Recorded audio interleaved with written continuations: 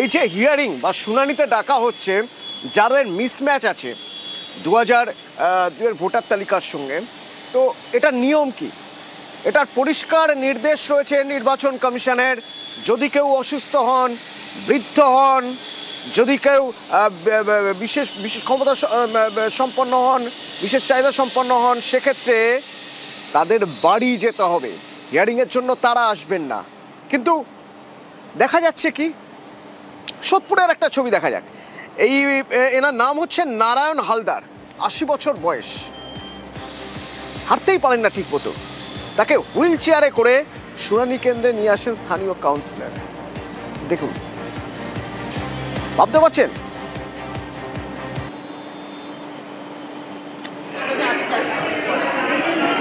নারায়ণ হালদার, ইনি ইন্দিরা কলোনিতে থাকেন।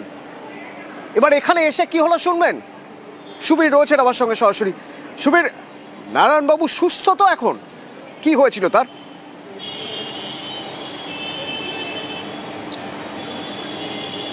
দেখো অতনুদা, পানিহাটি পৌরসভার 12 নম্বর ওয়ার্ডের অন্তর্গত ইন্দিরা কলোনি এলাকার 80 বছর বয়সী নারায়ণ হালদার, তার কিন্তু সম্প্রতি ব্রেন স্ট্রোক হয়েছে এবং ব্রেন স্ট্রোক হওয়ার পর তার একদিক অর্থাৎ ডান পাশ কিন্তু পুরোপুরি পড়ে গিয়েছে এবং তারপরে সে ঠিকমতো হাঁটতে পারে না। এবং সেই জায়গা থেকে এসআইআরের অর্থাৎ শুনানির জন্য নির্বাচন কমিশন নির্দেশ দিয়েছিল যে প্রত্যেক অর্থাৎ অসুস্থ এবং বৃদ্ধা যারা রয়েছেন, যারা হাঁটাচলা করতে পারে না, তাদের কিন্তু বাড়িতে গিয়ে কাজ করতে হবে। কিন্তু এই যে সোদপুর, সেখানে একদম উল্টো ছবি। সোদপুর হাই স্কুলের যে বুথ, শুনানি বুথ, সেই বুথে কিন্তু এই নারায়ণ হালদারকে নিয়ে আসেন স্থানীয় কাউন্সিলর শুক্লা বিশ্বাস মান্না।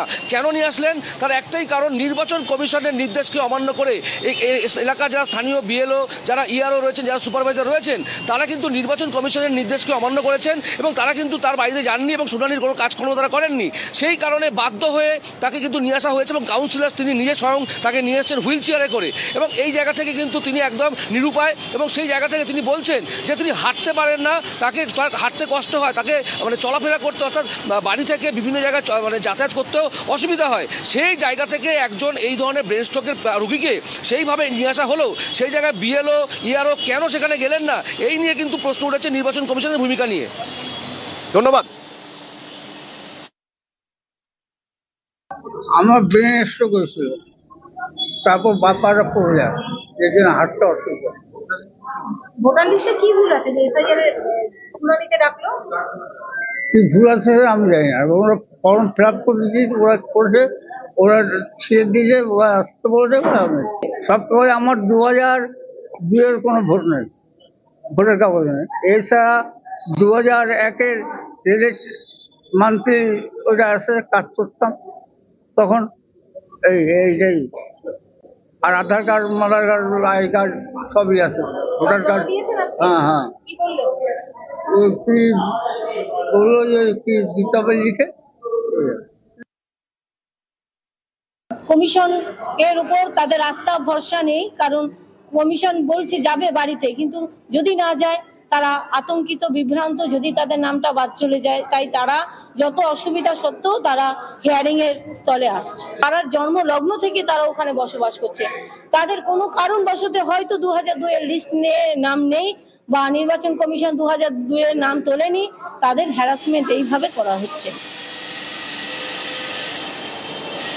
দেখলেন তো, এটা গেল সোদপুর।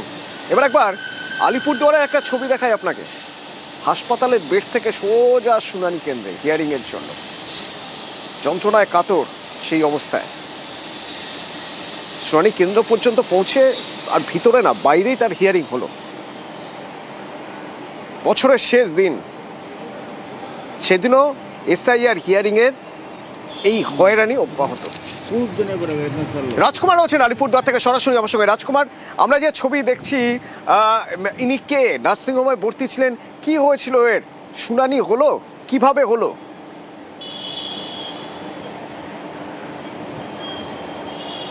দেখো অতনুদা, এই যে যার ছবি আমরা দেখাচ্ছি, ইনার নাম হচ্ছে জয়া চক্রবর্তী। ইনি আলিপুরদুয়ার শহরেরই একটি নার্সিংহোমে, কিন্তু তার হার্নিয়া অপারেশন হয়েছে, তিনি সেখানে চিকিৎসাধীন। এবং শুধু তাই নয়, তিনি যেটা দাবি করেছেন যে তার যে হিমোগ্লোবিনের মাত্রা মাত্র 6 এবং পেটে জাল বসানো আছে। কার্যত কিন্তু শুনানি কেন্দ্র পর্যন্ত তিনি টোটোতে করে কোনো রকমে তার যে মেয়ে তিনি নিয়ে এসছে, কিন্তু এই যে আলিপুরদুয়ার ইন্ডোর স্টেডিয়ামে যে শুনানি কেন্দ্র, তার ভেতরে তিনি আর যেতে পারেননি। ফলে এখানে যারা তৃণমূল কংগ্রেসের যারা সহায়তা শিবির করেছিল, তৃণমূল কংগ্রেসের পক্ষ থেকে নির্বাচন কমিশনের কাছে আবেদন করা হয় যে নির্বাচনের আধিকারিকরা শুনানি কেন্দ্রের বাইরে এসে এই রোগীর শুনানি করুক, এবং সেই কথা মতো, সেই দাবি মতো কিন্তু নির্বাচন কমিশনের কর্তারা বাইরে এসে এই যে অসুস্থ রোগী জয়া চক্রবর্তী তার শুনানি সম্পন্ন করেছেন। এবং ইনি অভিযোগ করেছেন যে জয়া চক্রবর্তীর অভিযোগ যে বিএলও ম্যাডাম যিনি ছিলেন তিনি অনেক চেষ্টা করেছেন যেন তাকে এই শুনানি কেন্দ্রে আসতে না হয়, কিন্তু বাইরে থেকে নির্বাচন কমিশনের কর্তারা যারা এসছেন তারা কিছুতেই মানতে নারাজ। সেই কারণে কার্যত কিন্তু তিনি কাতরাতে একেবারে এই শুনানি কেন্দ্র পর্যন্ত পৌঁছেছেন। এবং আমরা যে ছবি দেখাচ্ছি, ছবিতে পরিষ্কার তিনি একেবারে যন্ত্রণায় কাতরাচ্ছেন, কিন্তু যদিও তার শুনানি সম্পন্ন হয়েছে। ধন্যবাদ।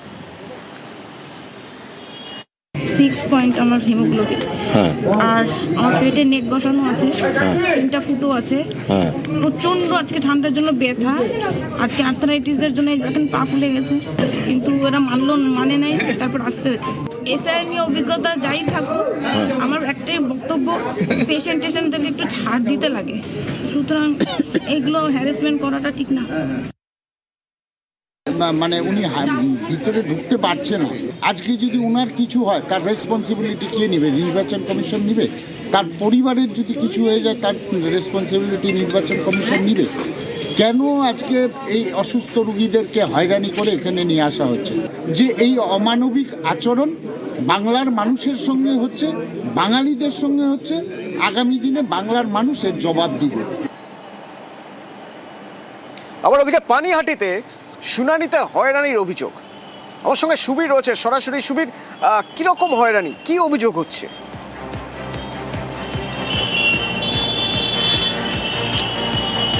অতনুদা, একটা হয়রানির বিষয় নয়, বিভিন্ন হয়রানি, অর্থাৎ যাদের ম্যাপিং ভুল হয়েছে, যারা অন্যত্র চলে গিয়েছেন, তাদেরকে তাদের গুরুত্বপূর্ণ কাজকর্ম ফেলে তাদেরকে আসতে হচ্ছে এখানে।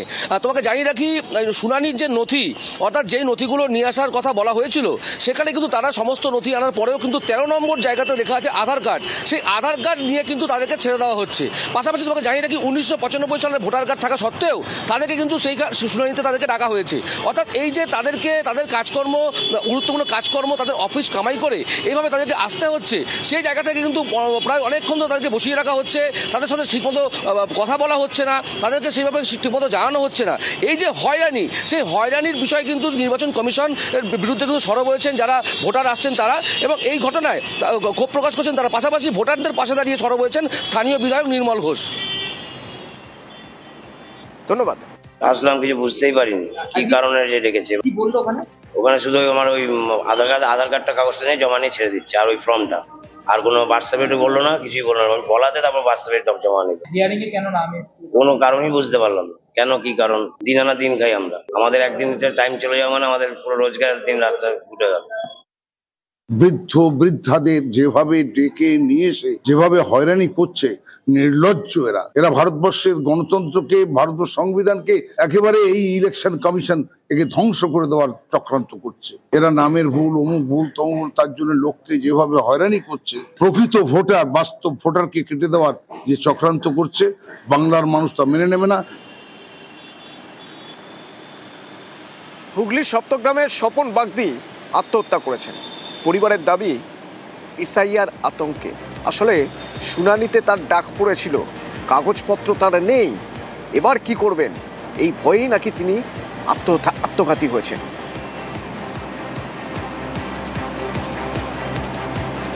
সোমনাথ আছে আমার সঙ্গে ফোনে। সোমনাথ, পরিবারের দাবি একটু জানতে চাইবো, তাদের কেন মনে হচ্ছে যে আত্মহত্যা করেছেন এই শুনানিতে ডাক না পাওয়ার জন্য?